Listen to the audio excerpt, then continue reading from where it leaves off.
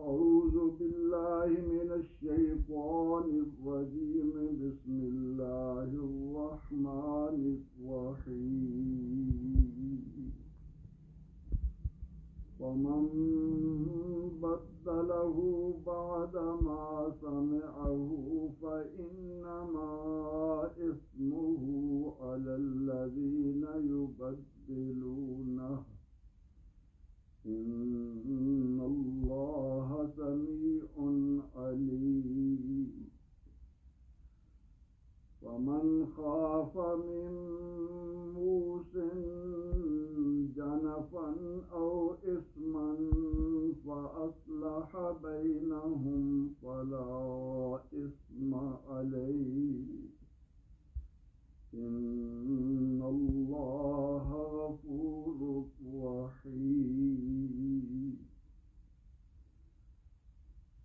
سورہ البقرہ 2 آیات تلاوت ہوئی، 181 اور 182. سب سے پہلے ان دونوں آیات میں موجود کلمات اور حروف کے معنی کو ذہن میں رکھنا ہے. ارشاد ہو رہا ہے فمن بدلہ پس من جو کوئی بدلہ اس کو بدل دے بعد میں ما جو سمع سنا ہو اسے فإنما تو بے شک اسمہ اس کا گناہ علی الذین ان لوگوں پر یبدلونہ جو اسے بدل دیتے ہیں. ان اللہ سمیع علیم بے شک اللہ سننے والا جاننے والا ہے. فمن تو جو شخص خاف ڈرے خوف کھائے من موصن وصیت کرنے والے کی طرف سے جانفن جانبداری او یا اسمن گناہ فاصلح پھر صلح کرا دے بینہم ان کے درمیان فلا اسم علیہ تو نہیں کوئی گناہ اس پر. ان اللہ غفور الرحیم بے شک اللہ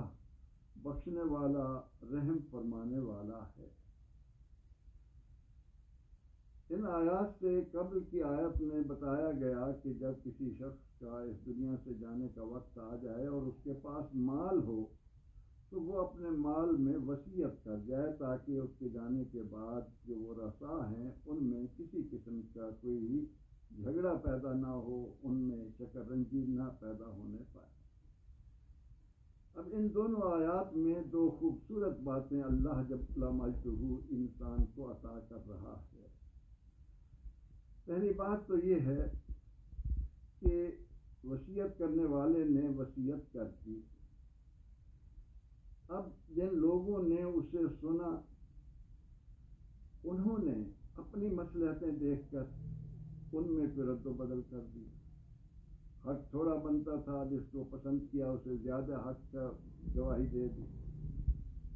یا جس کا حق کم تھا اس کے لیے کچھ اور رد و بدل کر دیا.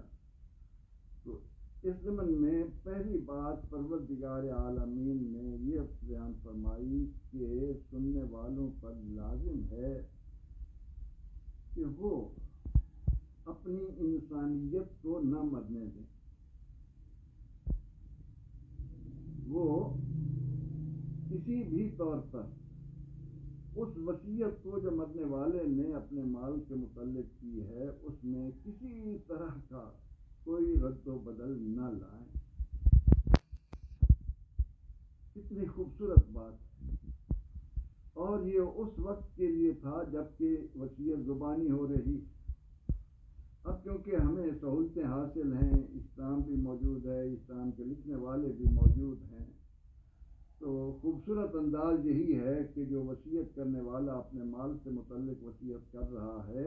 وہ پکی تحریر لکھوا دے، اسٹامپ ہو جائے، تاکہ کسی قسم کا کوئی شک ہی نہ رہے.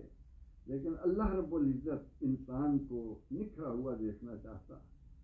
انسان کا ظاہر اور باطن ایک ہو، کسی بھی بات کو چھپا کر کوئی مسئلے سامنے رکھ کر اللہ کو دھوکہ نہیں دیا جا سکتا، کیونکہ ان اللہ سمیع علیم، یہ اللہ کی صفات ہیں۔ وہ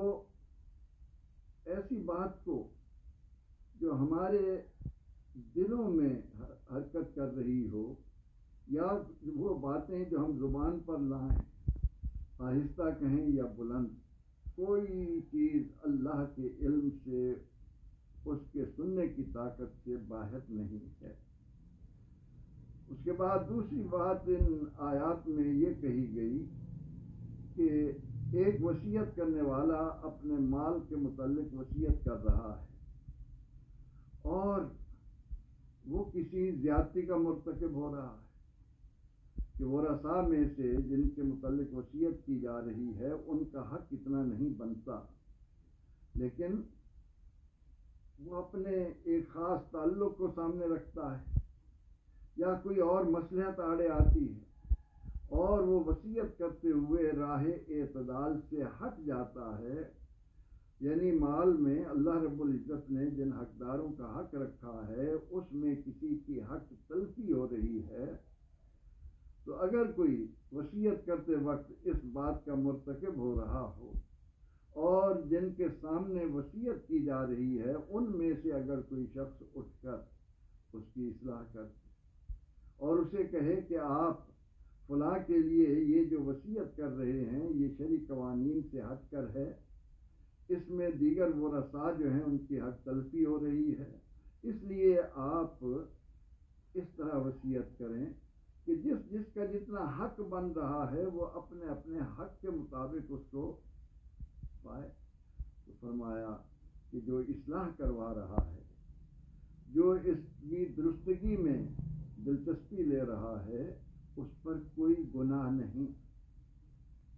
کیا خوبصورت انداز ہے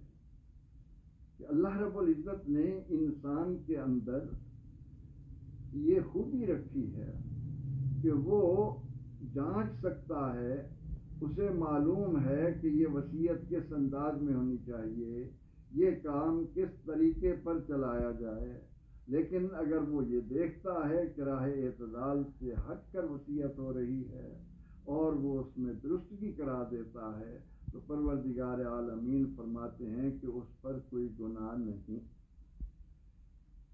کیا مطلب؟ وہ کسی زیادتی کا مرتکب نہیں ہو رہا، بلکہ اس نے پروردگار عالمین کا بندہ ہونے کا حق ادا کیا ہے کہ اس کے علم میں ایک غلط بات آئی اور اس نے اس کی اصلاح کی طرف توجہ کرتے ہوئے وصیت کرنے والے کو بتایا کہ آپ یہ وصیت اس انداز میں کریں، اس میں فلاں کا حصہ اتنا بنتا ہے، اس کے لیے اتنا ہی حصہ مقرر کیا جائے، کسی لڑکے یا لڑکی کی حق تلفی نہ ہونے پائے۔ فرمایا ان اللہ غفور رحیم، یقیناً اللہ بخشنے والا رحم کرنے والا ہے۔ وہ جو غلطی ہو رہی تھی اور گناہ کا مرتکب ہو رہا تھا، اور قیامت کے دن تو انسان نے اپنے ایک ایک عمل کو اپنے سامنے پانا ہے، لہذا جو سن رہا تھا اس نے وصیت کرنے والے کی اور جس کے متعلق وصیت ہو رہی تھی ان کی اصلاح کر دی، ان کو درست سمت پر ڈال دیا، تو اللہ رب العزت ایسے بندوں کی قدر کرتا ہے، ان کے گناہوں کو بخشتا ہے، ان پر اپنی رحمتوں کا نزول کرتا ہے۔ ان دو آیات کریمہ کے ذریعے پروردگار عالمین نے ہمیں اختصار کے ساتھ یہ دو خوبصورت باتیں عطا فرمائیں۔ اللہ رب العزت ہمیں قرآن حکیم کی ان حکمتوں سے پر باتوں کو سامنے رکھ کر اپنی زندگیوں کو خوبصورت بنانے کی توفیق عطا کرے، آمین۔ وآخر دعوانا ان الحمد للہ رب العالمین۔